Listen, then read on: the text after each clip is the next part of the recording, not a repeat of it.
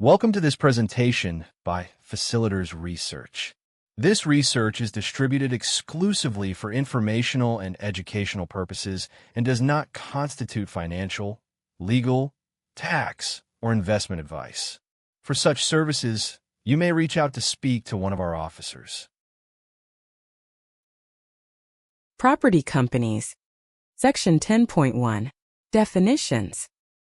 Section 10.1.1. Definitions 1 of 2. For the purposes of this section, gross assets is the net book value of the company's assets before deducting outstanding mortgages. B. Property refers to a movable freehold or leasehold property. C. Property companies are companies engaged primarily in property activities including but not limited to 1. Holding and development of properties for letting and retention of investments, or 2. Purchase or development of properties, or both. D. Net annual rent is the income generated by any property attributable to the company as estimated by an external valuer. 1. Ignoring any special receipts or deductions arising from the property. Section 10.1.1. Definitions 2 of 2. 2. Before taxation, including tax on profits and any allowances for interest on capital or loans. And 3. After making deductions for any disbursements including expenses of managing the property and appropriate allowances to maintain it in a condition to command its rent. E. Net book value is the value of assets after adjusting the cost to reflect any depreciation or other adjustment, so as to reflect the figure at which those properties are shown in the books of account. F. Published. Valuation is the valuation referred to in the listed company's annual financial statements or a circular whether produced independently or by the directors and stated as such. And G. External valuer is an independent property valuer who is in practice and is a member of the Institute of Valuers or approved by competent authority. Section 10.2. Additional information for listing. Section 10.2.1. Additional information for listing. 1 of 2.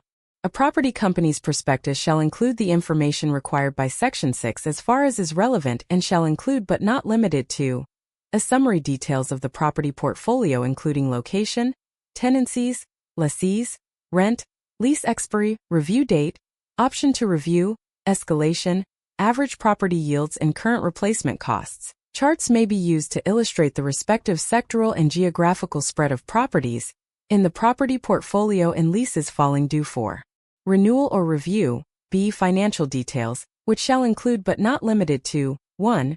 A profit history which may need to be on a pro forma basis. 2. A pro forma balance sheet. 3. Salient details of net distributable income and distributions. 4. Statements on taxation and V. A valuation report in accordance with this chapter. Section 10.2.1. Additional information for listing. 2 of 2.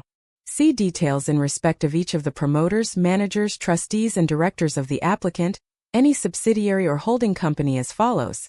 1. Any beneficial interest, whether direct or indirect, of those persons in relation to any property held by the applicant or to be acquired out of the proceeds of the issue, where any of those persons is or has contracted to become a tenant of any part of the property. And 2. Any relationship between any of those persons and another person where a duty in relation to that other person conflicts or may conflict with the duty to the applicant. And D. Details of the name, legal form, business address, terms of contract, remuneration, experience and qualifications of agents who manage the property. Section 10.3. Valuation reports. Section 10.3.1. Valuation reports. Requirement for a valuation. A valuation report prepared by an external valuer shall be obtained by a new applicant if it is a property company. B. A listed property company, if it makes an acquisition or disposal of property. C. A listed property company which owns property constituting security for debt securities that are to be listed. D. A listed property company which refers such valuation in the prospectus. Section 10.3.2. Valuation reports. Where a valuation report is included in the prospectus, there shall be statement reconciling that valuation with the equivalent figure included in the listed company's published balance sheet. Section 10.4. Previously prepared valuation reports. Section 10.4.1. Previously prepared valuation reports. If a valuation report has been prepared, then any related prospectus or circular shall contain a summary of the valuation report. Section 10.5. Contents of Valuation Report. Section 10.5.1. Contents of Valuation Report. The valuation report shall be prepared by an external valuer. Section 10.5.2.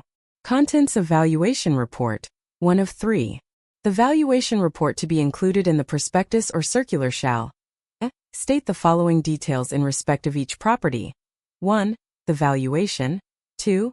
The addresses. 3. Nature and date of valuer's inspection. 4.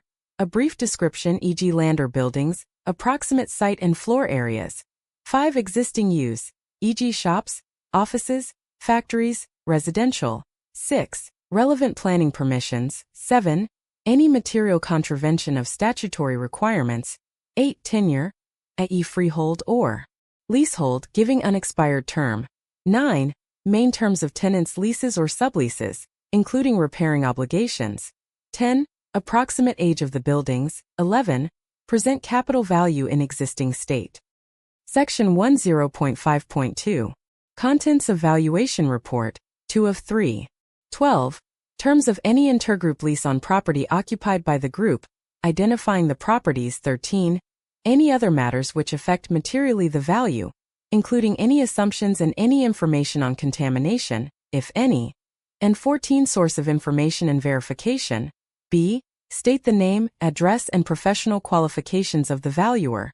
C. Be dated and state the effective date on which each property was valued.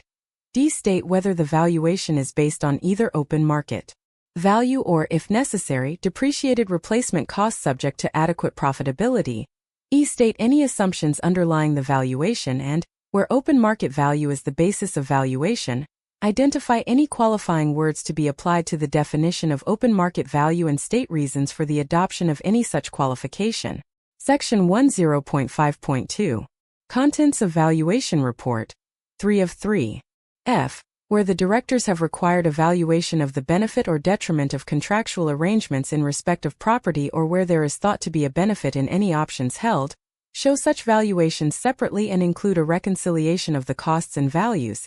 And G. In cases where directors have been interested beneficially, whether directly or indirectly, in any acquisition or disposal of any of the properties during the 2 years preceding the valuation, contain details of the nature and extent of such interests and the date of the transactions and the prices paid or received or other terms on which the transactions were effected. Alternatively, the information on beneficial interests of directors, whether direct or indirect, may be given elsewhere in the prospectus or circular. Section 10.6. Valuations of property in the course of development. Section 10.6.1. Valuations of property in the course of development, 1 of 2. Where the valuation is in respect of land being developed currently or in respect of which definite development plans have been formulated for execution in the near future, the following additional information shall be given in the valuation report. Where necessary approvals have been obtained, the date of such approvals and whether there are any material or onerous conditions attached to such approvals. B. The date when the development is expected to be completed and any estimate of letting or occupation dates. C. The estimated total cost of carrying out the development, including, but not limited to, the cost of financial carrying charges, letting commissions, or where part of the development has been carried out already, the estimated cost of completing the development similarly. Section 10.6.1. Valuations of property in the course of development, 2 of 2. D. The open market value of the land and buildings in their existing state at the date of valuation. And E. The estimated capital values at current prices and on the basis of current market conditions. 1. After development has been completed. And 2. Letting of the property. Section 10.7. Valuation of property occupied for purposes of business. Section 10.7.1. Valuation of property occupied for purposes of business. Property which is occupied for the purposes of a business shall be valued normally at open market value for its existing use. Where open market value for an alternative use materially exceeds this basis, the alternative use valuation shall be stated, but the costs of cessation and removal shall be estimated by the directors and shown in the valuation report. Section 10.8. Rentals used in valuations. Section 10.8.1. Rentals used in valuations. In respect of each property that is rented out by the company, the current net annual rent and the estimated future net annual rent at a named date, where these two differ by 25% or more, shall be included in the valuation report, based on its current open market rental value. Section 10.9. Summary of valuations. Section 10.9.1. Summary of valuations. The valuation report shall include a summary of properties, and the aggregate of their valuation shall be split to show the separate totals for the freehold and leasehold properties. Negative values shall be shown separately, and not aggregated with the other valuations. Separate totals shall be given for properties valued on an open market basis, and on a depreciated replacement cost basis, and for external properties. Section 10.10. Unit trust schemes and property shares. Section 10.10.1. Unit trust schemes and property shares.